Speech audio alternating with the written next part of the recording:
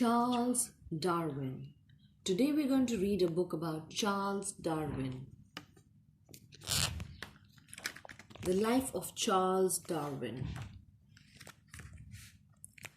I am Charles Darwin, the biologist who introduced people to the theory of evolution and the process of natural selection.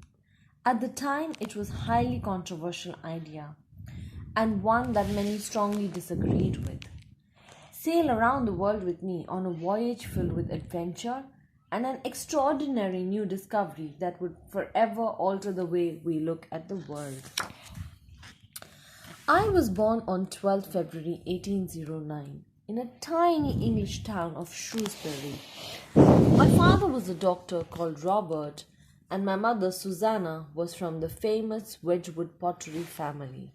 They had 6 children. I was the second youngest and raised us as Christians.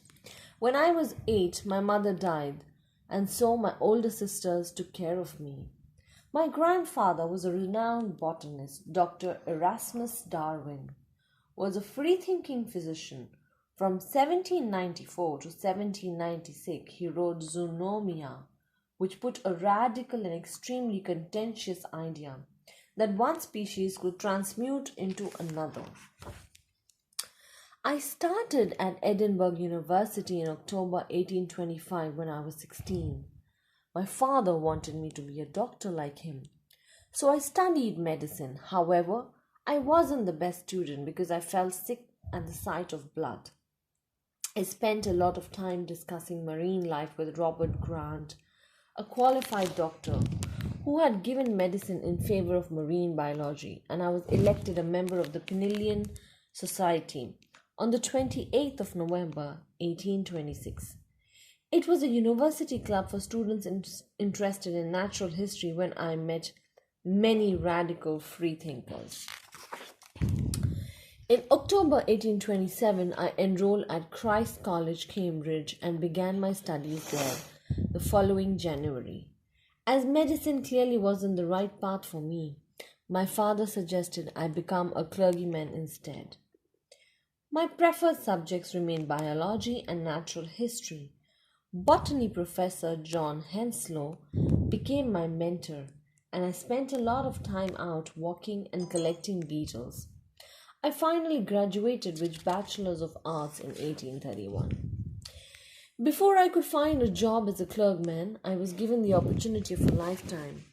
Henslow had recommended me for a naturalist's position aboard a brig called the HMS Beagle. It was for a 5-year voyage around the world to survey the coast around the southern tip of South America. Under Captain Roger Fitzroy, we set sail from Plymouth Harbor on 27th of December 1831 when I was 22. I was excited, although I did suffer with terrible seasickness.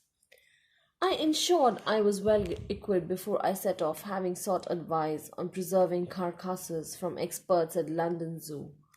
We visited 4 continents in 5 years, and I spent as much time on land as possible, leaving the ship for extended periods of time observing nature. It was a unique opportunity to closely observe the principles of botany, geology, and zoology. I did a lot of hands-on research and experimentation in order to collect plant and fossil specimens and investigate the local geology. In Brazil, I explored a rainforest in Argentina. I discovered many fossils. On the island of Chiloé, I witnessed a volcanic eruption of Mount Esoma. Journal after journal was filled with meticulous field notes, which then I sent back home. When we left South America behind, we stopped 600 miles off the coast of Ecuador at the Galapagos Islands. Over 5 weeks, I spent on 4 of the small volcanic islands, San Cristobal, Florina, Isabella, and Santiago. I discovered that although each island has similar flora and fauna, they were perfectly adapted to their different environments. We landed back in England on 2nd of December 1836. My head was filled all of the extraordinary things I'd seen and experienced, so I immediately started to write my findings. The trip also had a monumental effect on me. My view of natural history had been altered, and the seeds of a revolutionary new theory began to grow.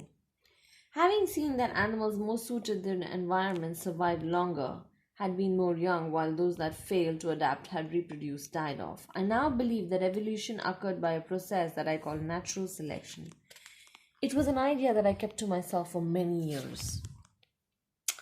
I was made a Fellow of the Geological Society in January 1837, presenting 4 papers on some of my findings abroad, the Beagle, and becoming secretary in 1838. That same year, on 11 November, I proposed to Emma Wedgwood happily.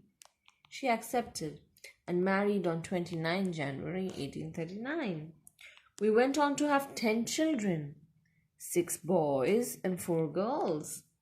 At the time of my marriage, I was still struggling to go public with my new theory because it went against my Christian beliefs, because how my grandfather had treated when he voiced his transmutation idea.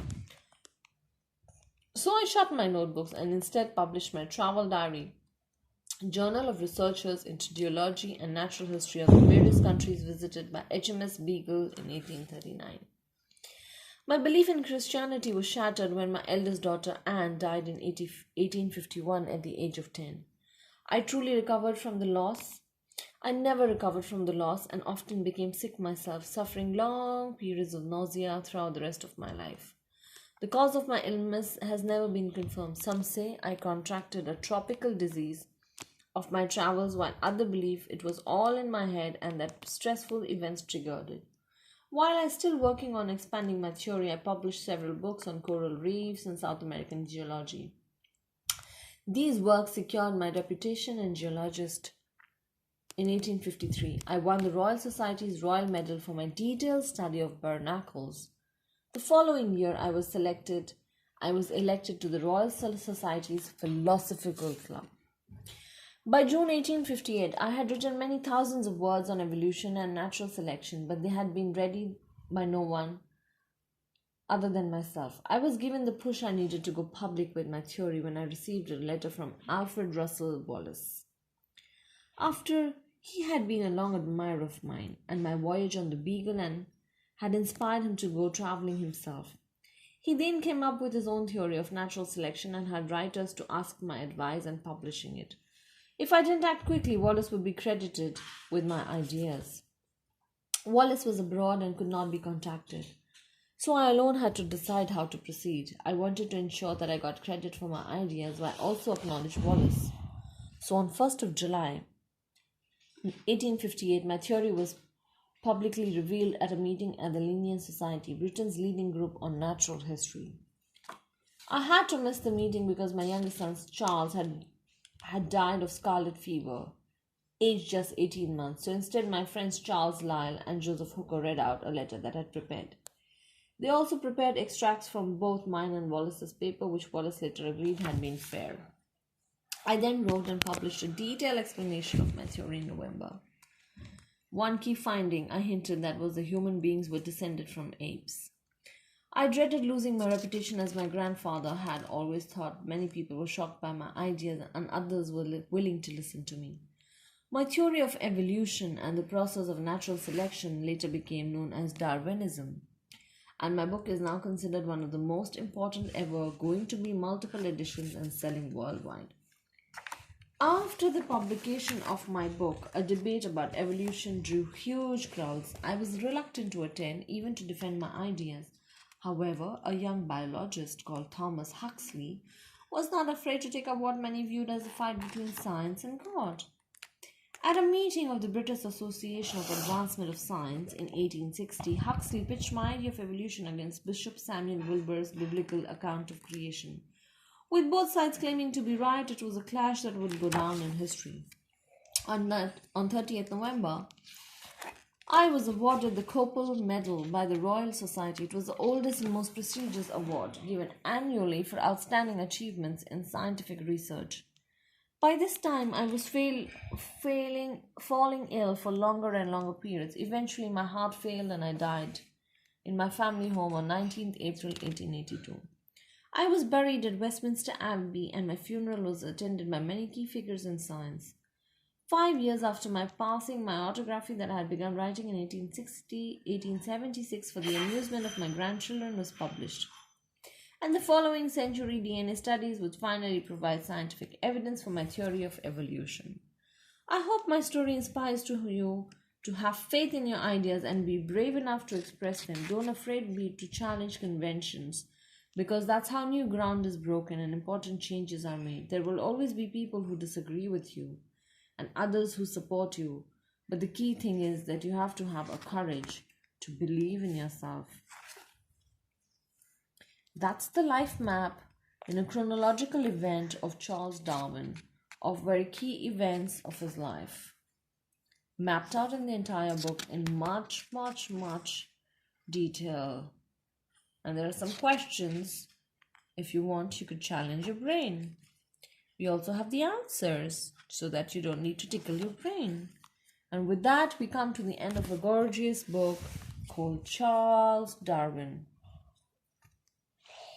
So if you turn your mobile like this and whatever you're watching, just if you're watching something and you see, you just turn it like this and then subscribe. If it's red, then do not subscribe. Then make it gray. And if you don't want to subscribe, then just leave a like or just write something in the comment.